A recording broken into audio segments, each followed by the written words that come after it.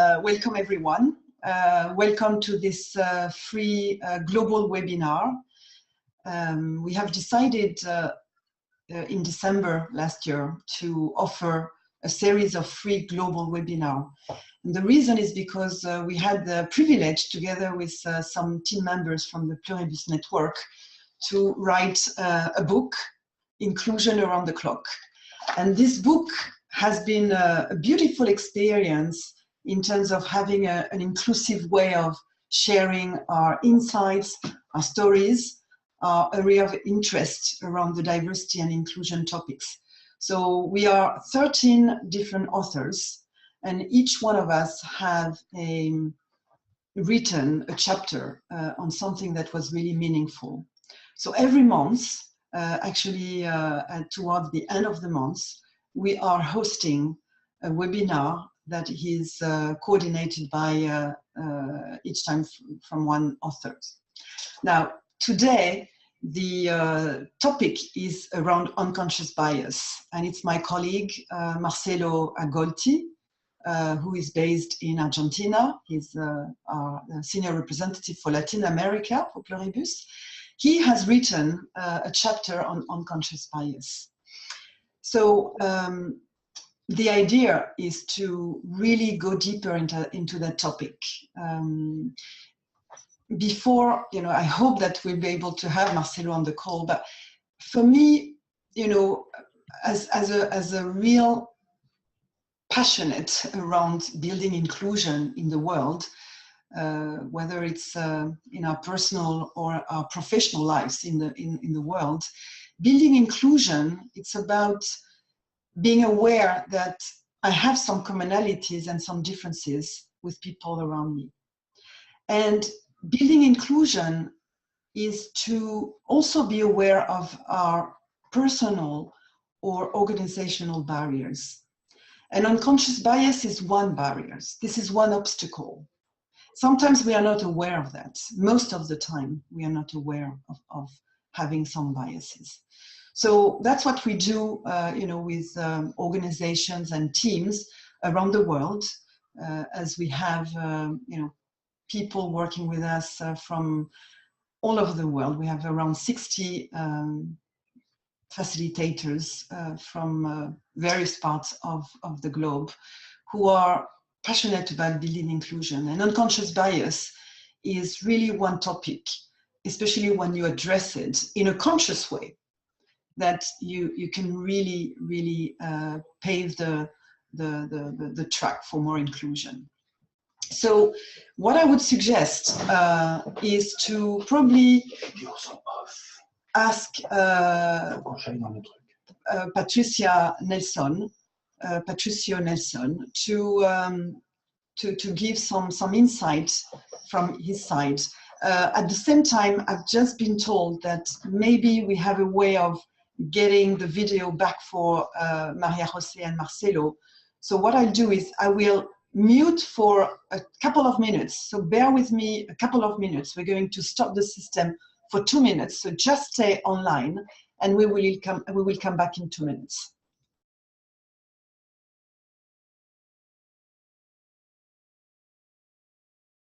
Patricio, do you want to say a few words about what you do and how come you are part of this webinar? What made you interested in joining this webinar on unconscious bias? Okay, so I'm Patricio Nelson. I'm a man. In Spanish, I'm from Irish background. My family came to Argentina 3 or 4 generations ago. And in my family, Patrick became Patricio, which is the Spanish for Patrick. Basically, I work in the field of negotiation, conflict resolution, and coaching. I work with a lot of companies in Argentina and also around Latin America. One of our major clients is a development bank that's based in DC and has offices in 26 countries in Latin America. There's a lot of cultural bias issues in the communication.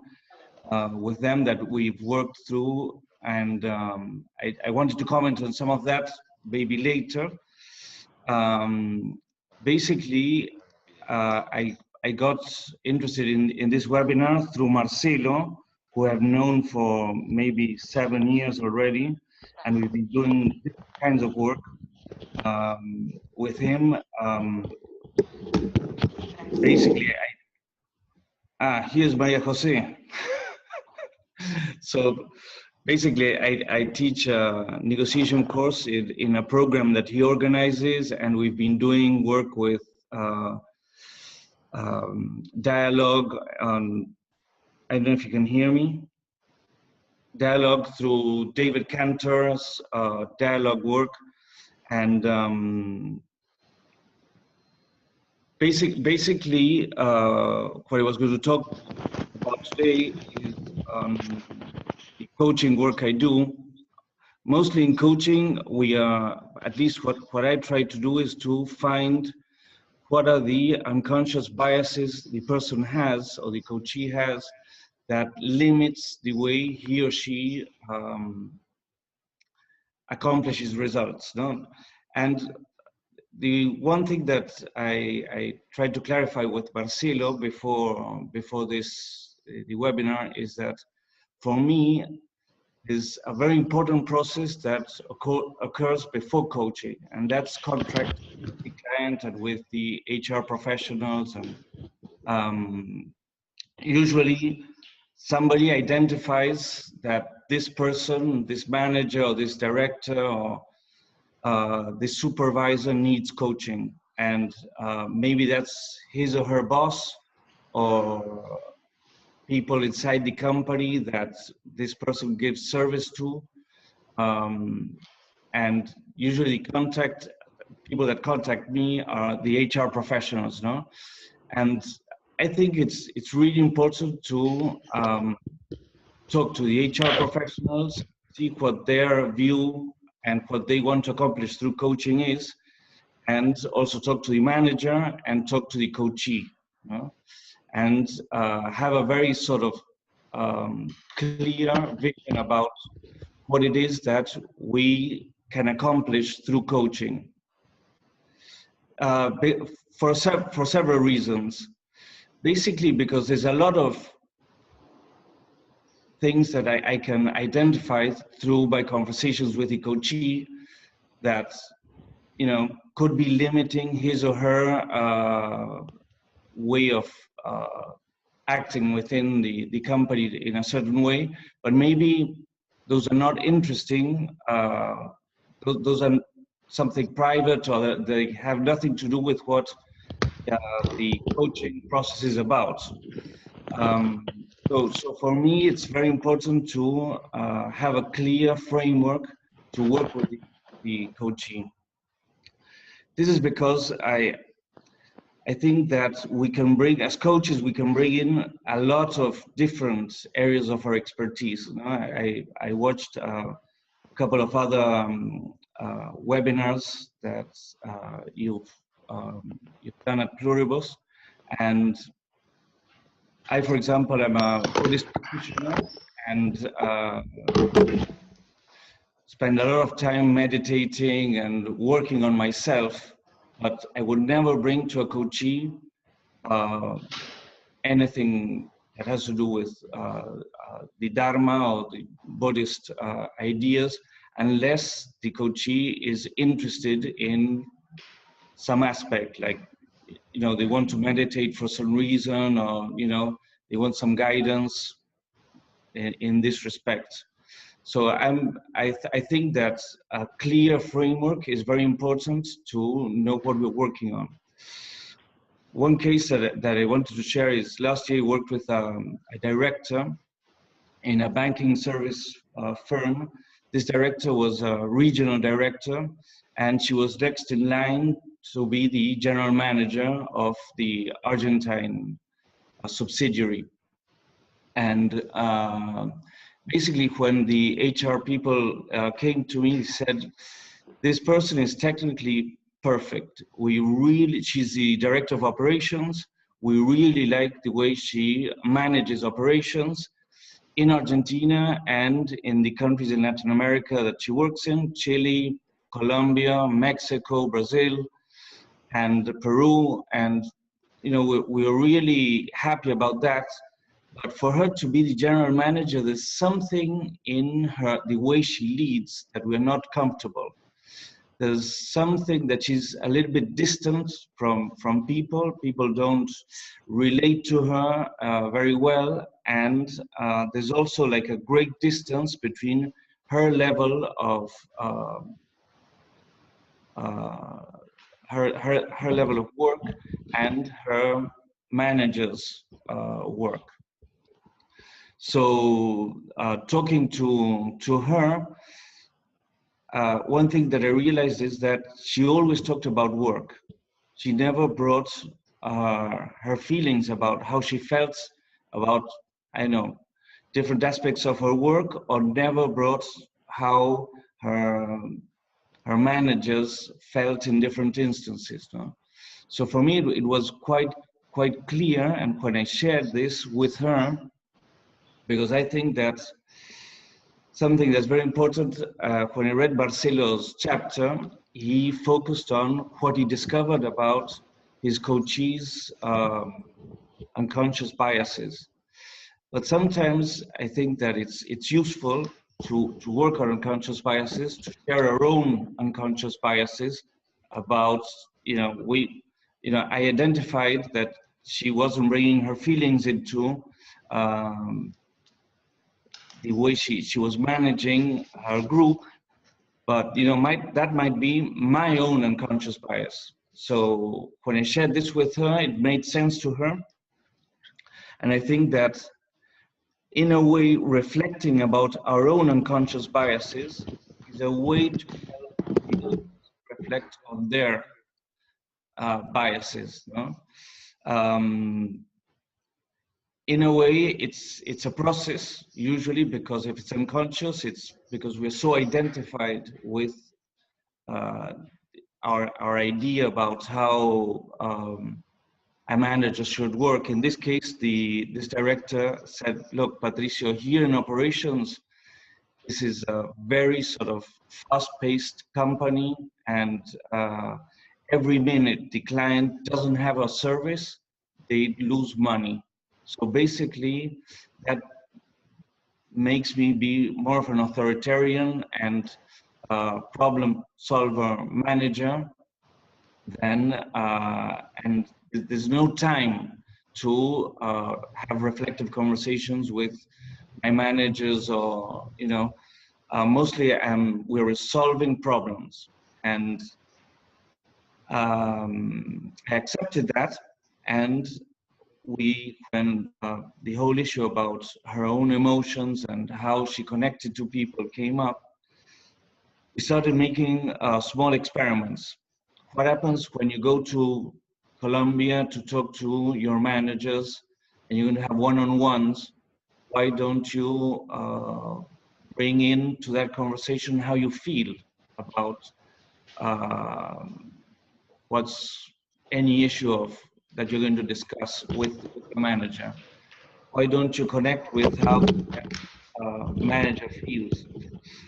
And one thing that started happening was that she started doing this, and people started talking about issues that they hadn't talked to her about before. Mostly, there was trust in the relationship, but they felt that maybe they couldn't, if they weren't sure about something, or they felt afraid, they couldn't bring this into the conversation. And once she started sharing her feelings about, she wasn't totally sure about this, or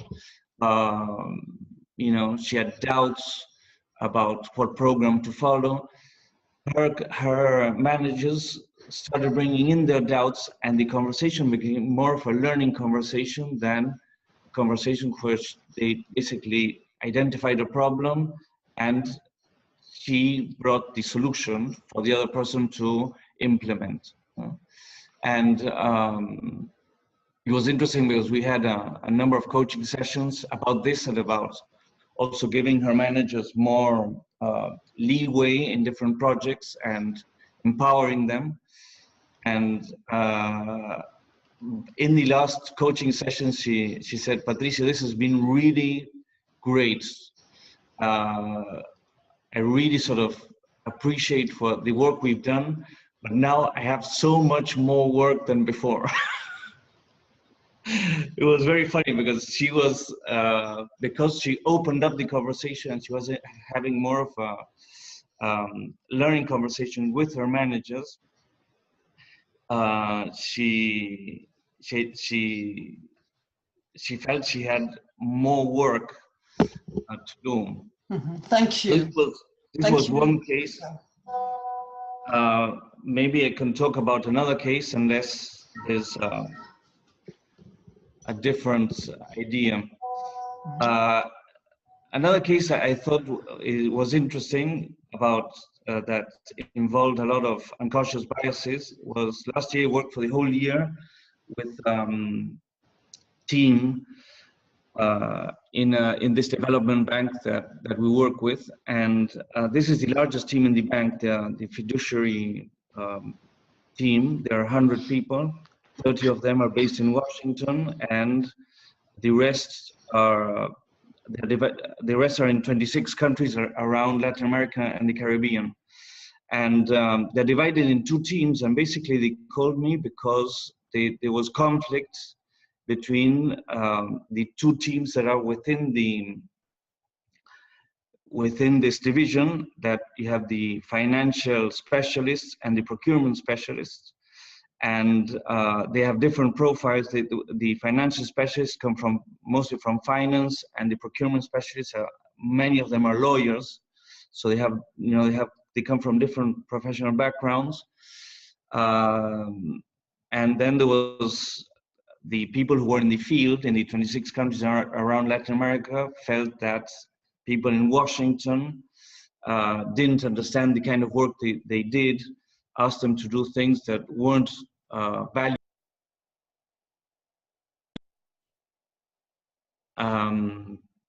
Basically,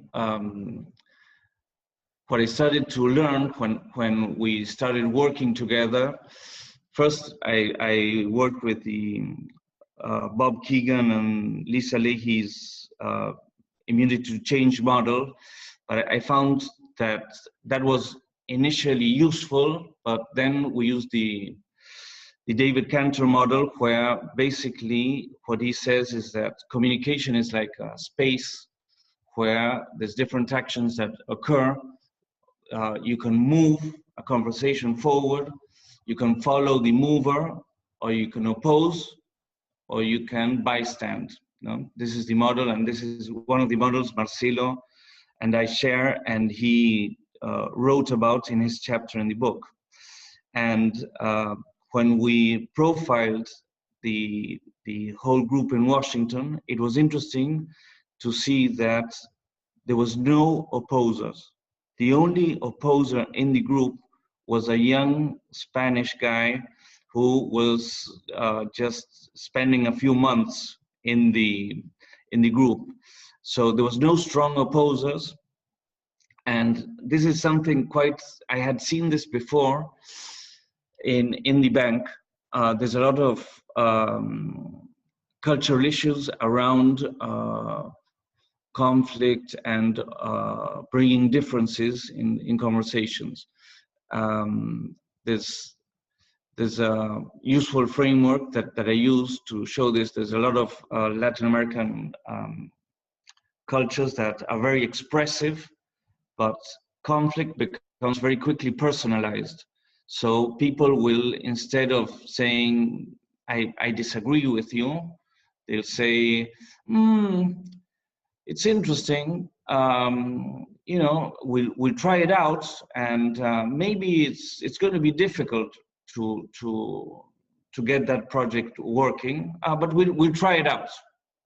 Really, they're saying this is not going to work, but they're not saying it directly.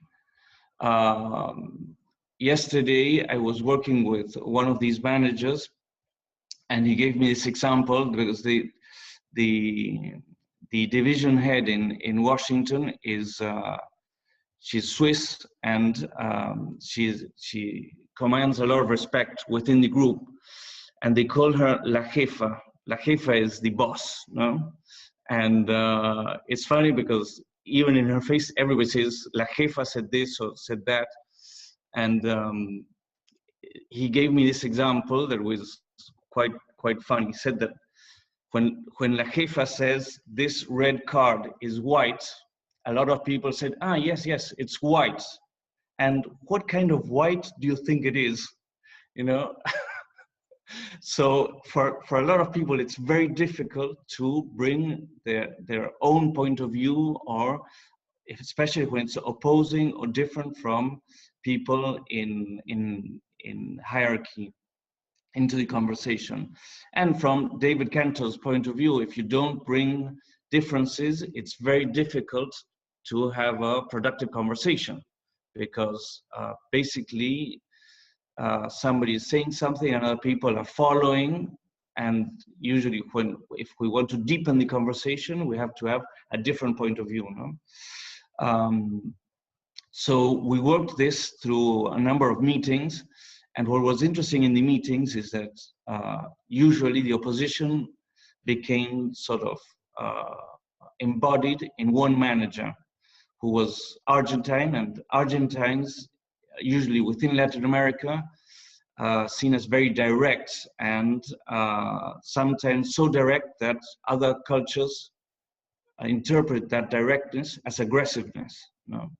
So everybody in the meeting was waiting for this guy, let's call him Joe, to raise his hand and bring the opposing point of view, no?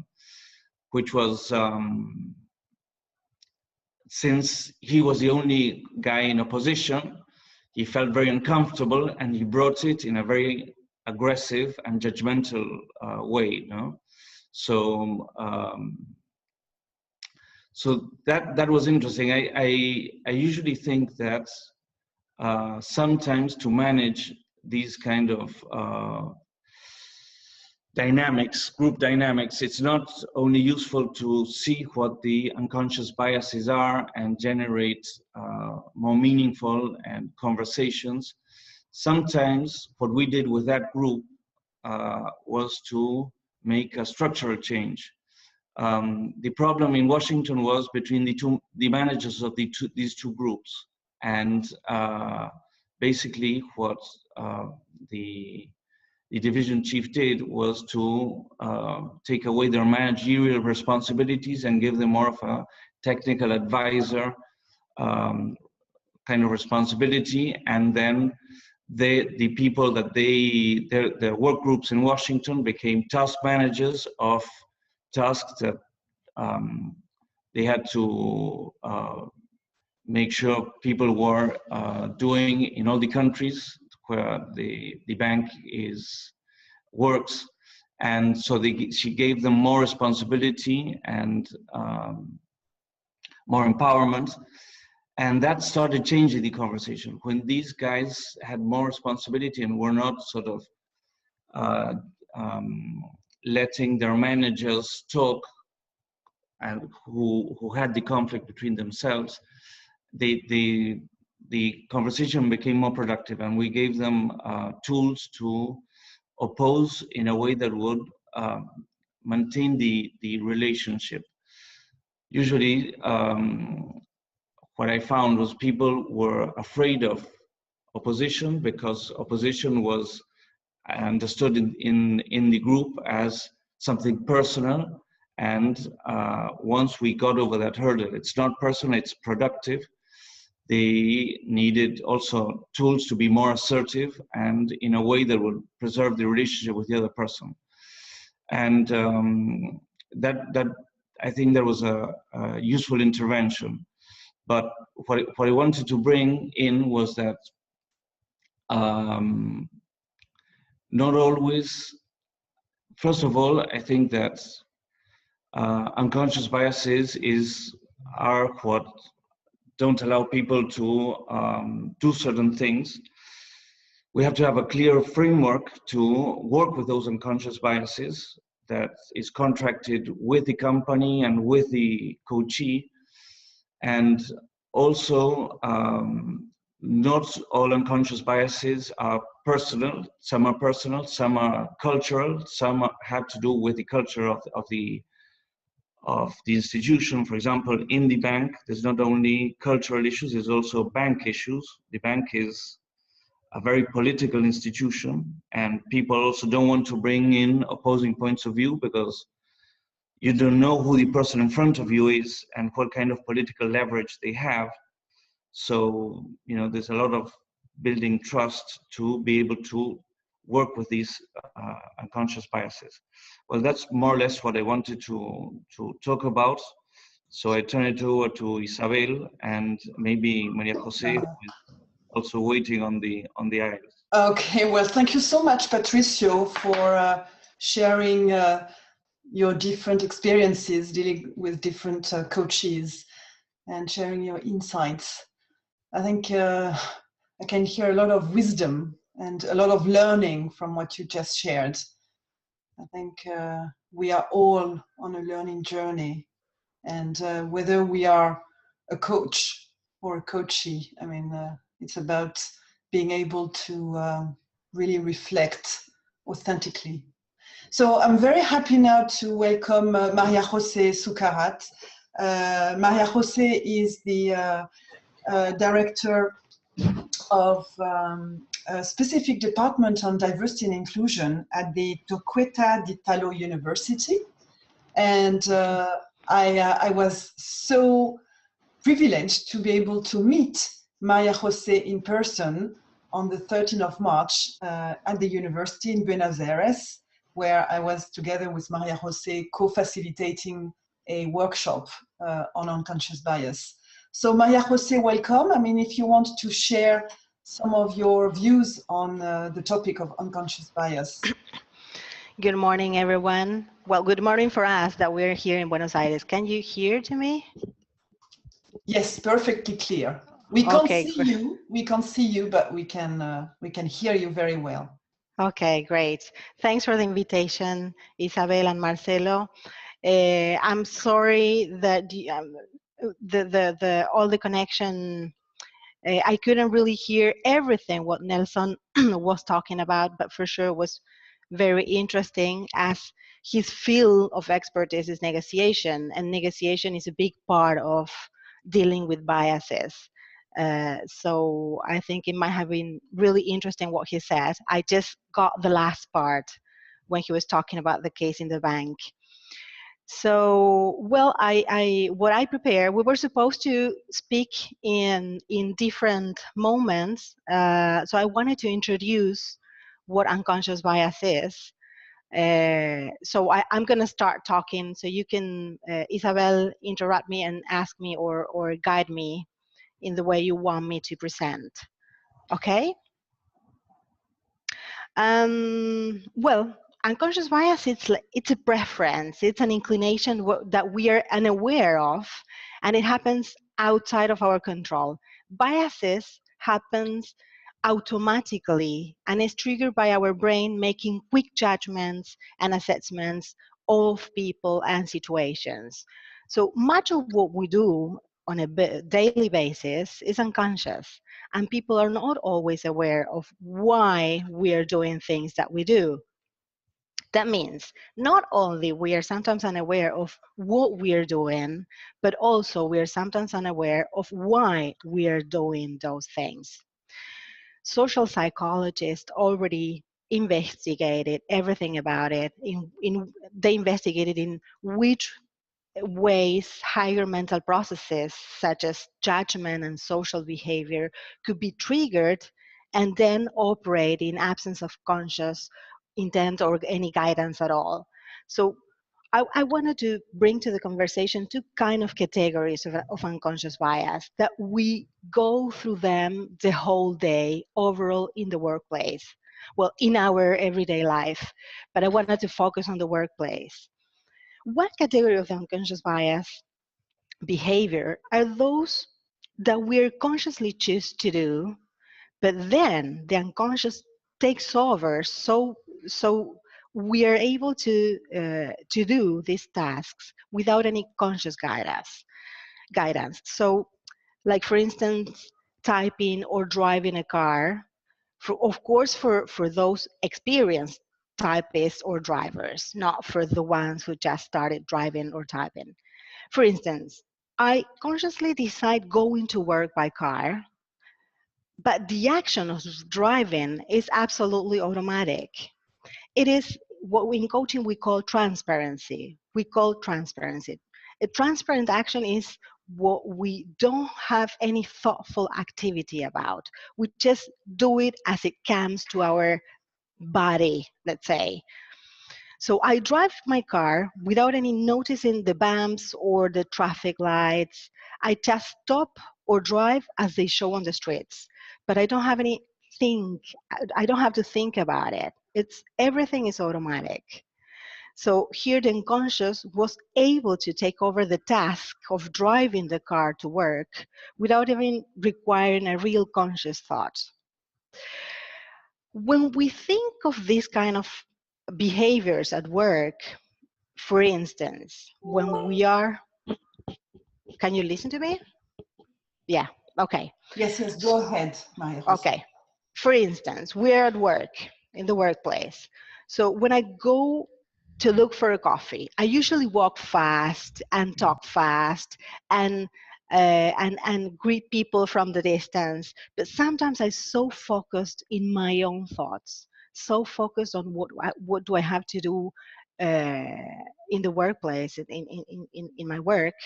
I'm so immersed in my own thoughts that sometimes I walk that fast to the coffee machine that maybe a lot of people want to greet me and say hi, and maybe they stand they stand by me, raising their hands without even being able to greet me, because I don't even I may see them but I don't register them. I just pass by fast, and colleagues may think that I'm neglecting them.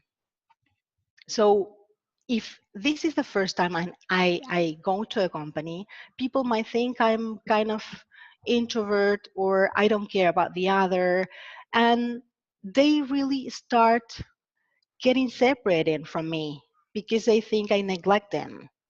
And I didn't really mean to do that. I just do it because I go to the coffee machine in a very automatic way.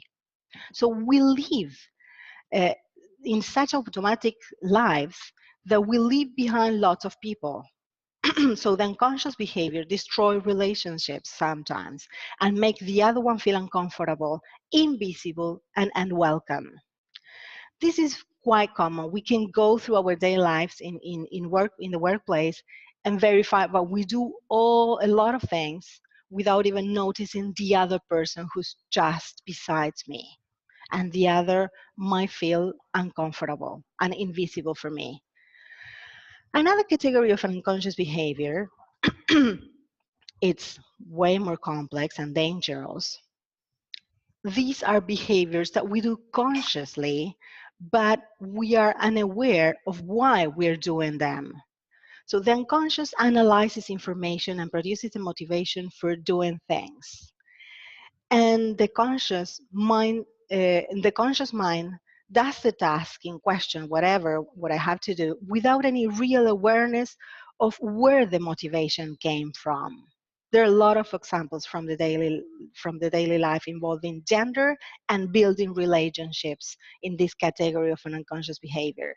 For instance, when entering a room, I don't know anyone in a room, and I need to approach to someone to ask something, as it's the very first time I am there. So what I do is approach to someone in a conscious action. I realize that I am approaching to someone, but the reason why I approach to that person and not the other one or to other group might be an unconscious reason.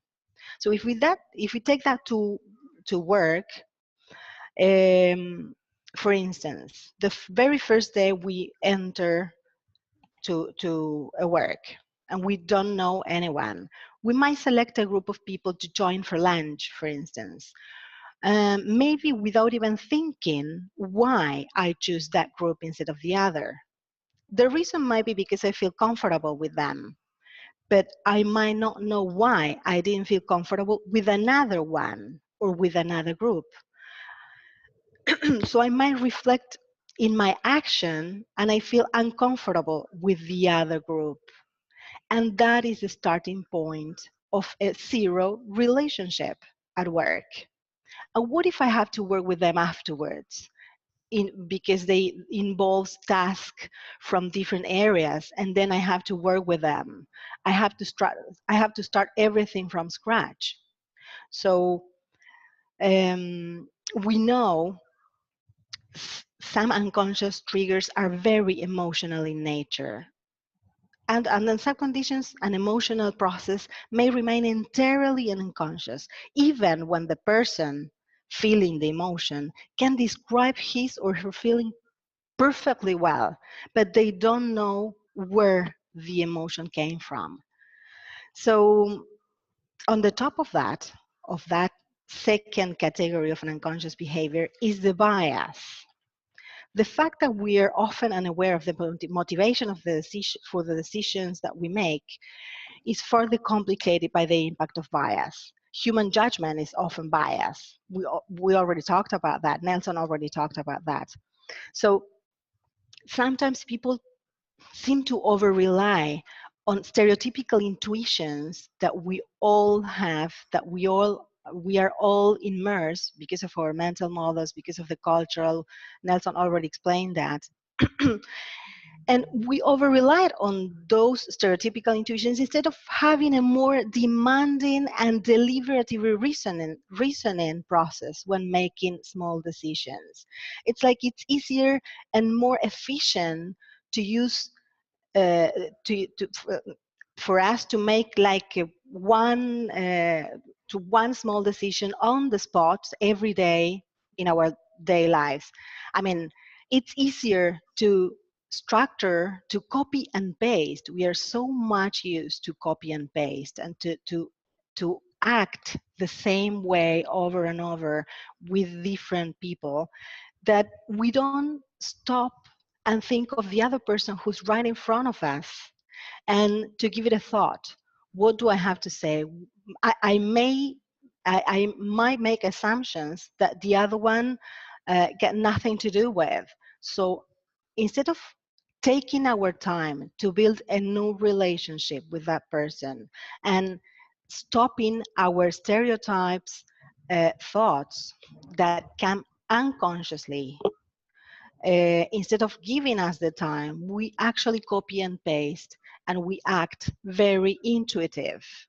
And that make build awkward relationships and awkward social interactions. This topic, when it comes to how to overcome this kind of attitudes and behaviors at work, I usually think of, I, all the time I give talks and workshops on this issue. And sometimes I feel like people get really mad and people get really disappointed. But actually, this is what it has to be. When you started to confront and speaking with the other people about your real thoughts and your real, because you need to encourage them to build a dialogue, a conversation based on trust, and giving them the opportunity to meet in a safe environment, giving them all the space to say what they really think. It's really productive.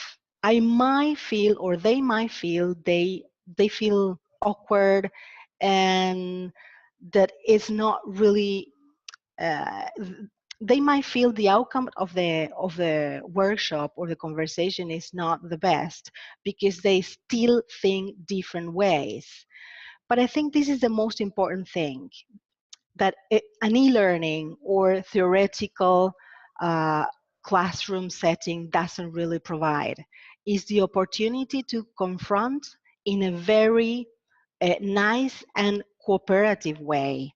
So it's like you really need to push them to talk, to create an environment where they can really say what they really think or what it comes to their minds first. For instance, we in Argentina are very expressive, as you might know. In times, we can be very eloquent. We exaggerate it. We exaggerate from time to time. So discussion can turn into serious debates. People might hold positions like, I don't discriminate, but I do have to promote women. Why don't wait for the natural development of women instead of putting pressure to get gender balance in the organization? They ask so many questions that in fact, they say that they don't discriminate. They are not exposed to gender bias. But what they bring to the table, to the conversation, shows clearly that they are gender biased, for instance. So they ask, why do we have to accelerate processes to have female leaders? Or why do I have to consider women for leadership positions just because they are women instead of a well-trained man? So the constructive discussion we built in the workshops and the conclusions that may not be one conclusion, might not be just one common thought, but it was like an available, an open space for everyone to get enlightened from the other one's vision. And for sure, what is more interesting is that even though some group still think they don't have to do anything for gender balance, for instance, or for any other diversity issue, and some people think they have to proactively work on these issues, what is interesting is that at the following day, they might speak again between them and change their way of thinking about that. It's like they get nurtured from the other one.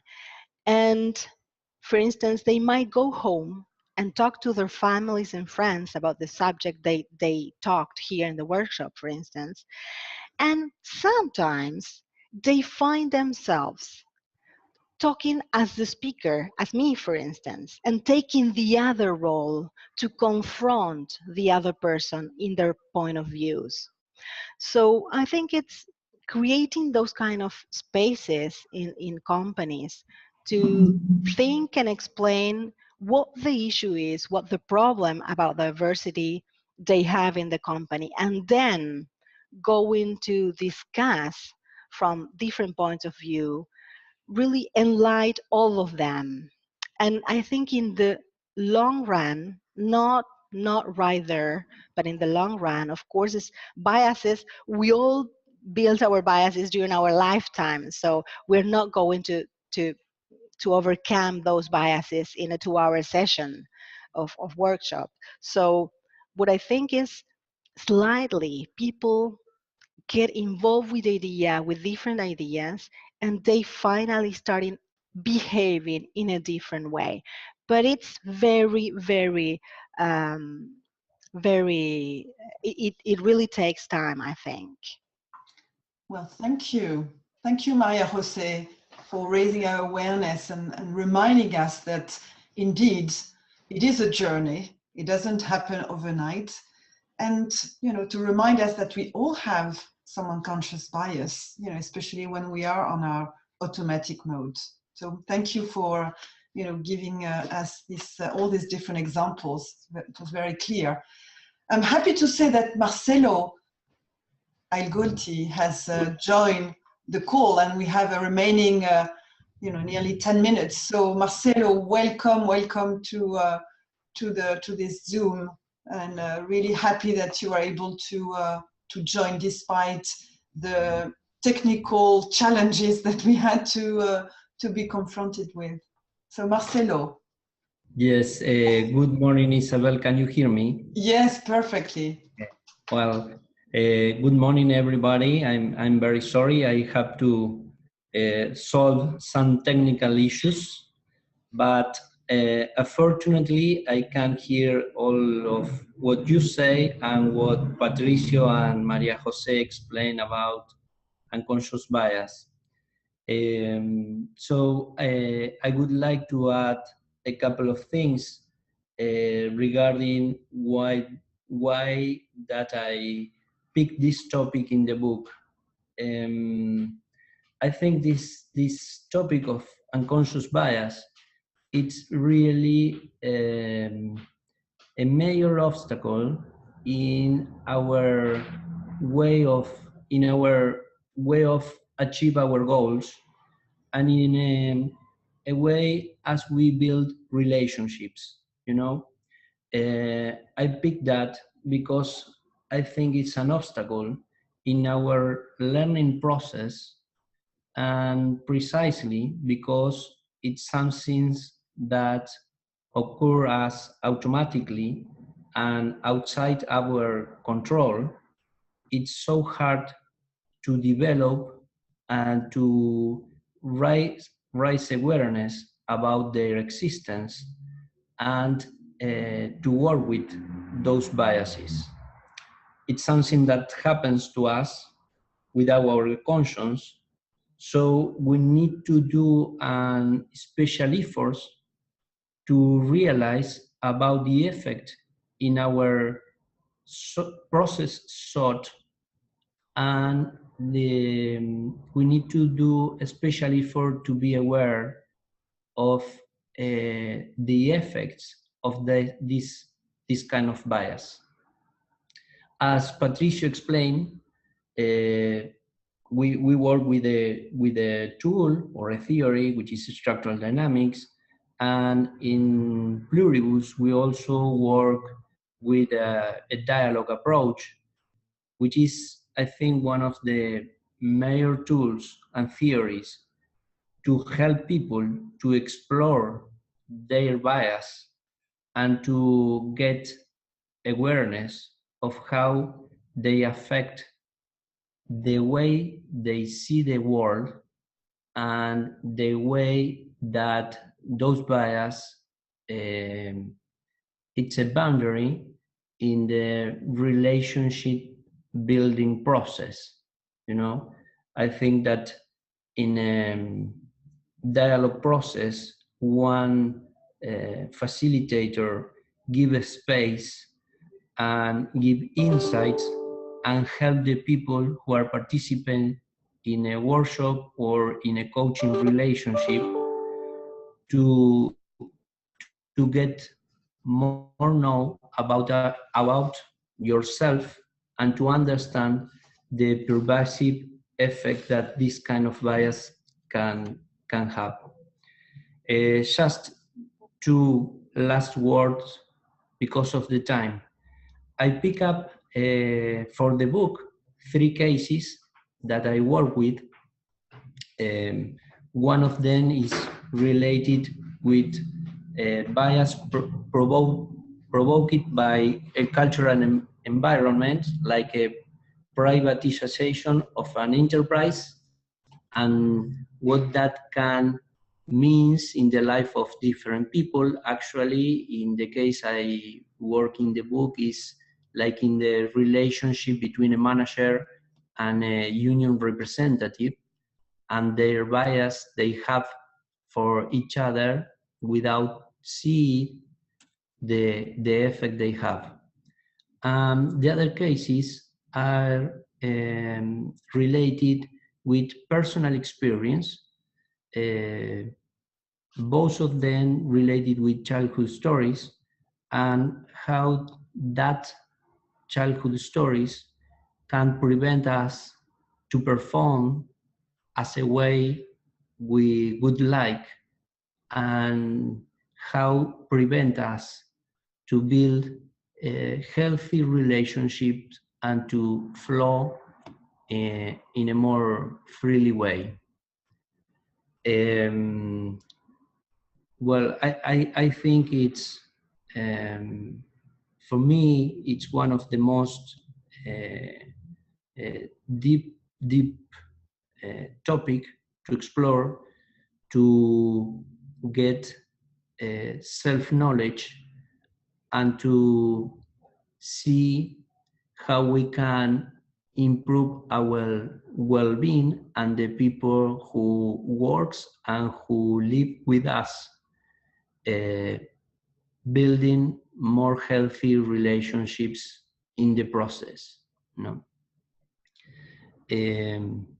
I think, and I always, I am grateful with Isabelle and the culture she built in Pluribus, because it's an example of the possibility to explore our own bias and to work with them and to make that a way of being much more inclusive and much more open to diversity. Thank you. Well, thank you, Marcelo, also for joining and writing these amazing chapters in the book. Thank you for your words. I think for me, especially the last words, it's really bringing the importance of humility. Humility. I think we are all, so eager to grow and to develop ourselves, and taking the humility, or at least a humble perspective on how we could challenge ourselves, our own biases. It's by itself a journey. So really a deep appreciation for the three of you, Patricio, María, José, and Marcelo, for this webinar today. I think we all have bias. We need to accept it, but we can also work on it. So thank you for all the participants. Thank you for being with us. We are planning to have the next one on the 26th of May, and this time it will be led by Magda Barcelo. Magda has written the chapter on diversity and inclusion, a catalyst for the evolution of organization. So that's another lens to look at how organizations are developing themselves. So we're really looking forward to have you all in our next webinar. So thank you again. Have a great day in Argentina for the three of you in Argentina. Today was a truly global webinar, as we had North America, Latin America, we have people from various countries in Europe and also in the Middle East. So that was a great experience. Thank you again. And yes, together, I think we can make a change. So thank you, Patricio, María, José, Marcelo, for being the change agents that you are in your respective environments. Thank you, everyone. Bye-bye. Bye-bye. Bye. Thank you.